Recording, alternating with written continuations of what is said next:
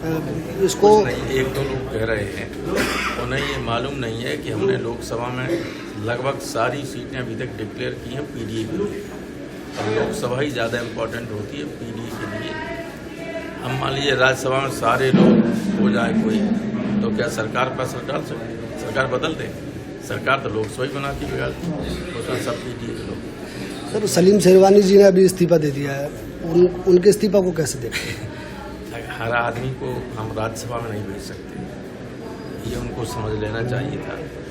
बहुत बड़े नेता रहे हैं, अगर कोई गलत फहमी है कोई दूसरी पार्टी कहीं कुछ दे देगी, वो गलत समाजवादी पार्टी ही देगी जब देगी। पल्लवी पटेल जी, स्वामी प्रसाद मौर्य जी और अब सलीम शेरवानी, लगातार ऐसा लग रहा है कि ये तीसरे छोड़ रहा है, कोई पार्टी नहीं छोड़ रहा है। स्वामी प्रसाद मौर्य ने तो इस्तीफा भेजा।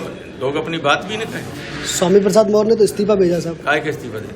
पार्टी से इस्तीफा भेजा। पार्टी से कौन सा इस्तीफा दे? कोई इस्तीफा नहीं पार्टी से। लगातार ये चल रहा है कि तीसरे कैंडिडेट, जो राज्यसभा का तीसरा कैंडिडेट, क्या रणनीति आपकी जिताने की? सुनिए, हमारा ही जीतेगा। हमारे थे 3 कम, उनके हैं 8 कम, तो हम जीतेंगे या वो जीतेंगे? वो तो कह रहे लगातार कि हम अंदर खाने बना चुके सब प्लान।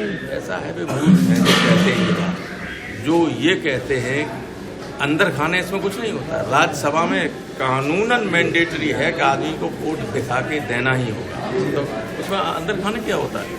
दिखाना पड़ेगा, दिखा के या तो हमें देंगे या बीजेपी को देंगे।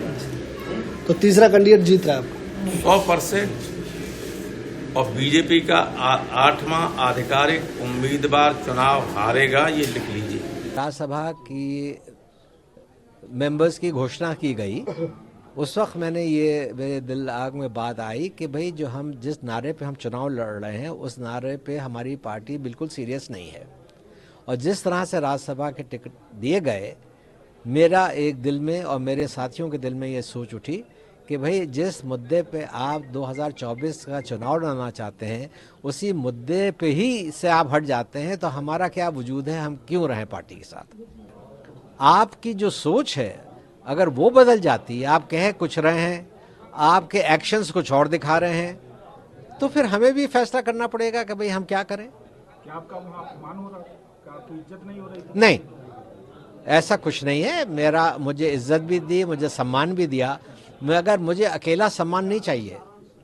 मैं अकेला चुनाव में नहीं उतर सकता। अगर मुझे सम्मान चाहिए तो अपनी पूरी कौम के लिए चाहिए, और मुझे अगर सम्मान चाहिए तो मुझे पूरे देश के लिए चाहिए।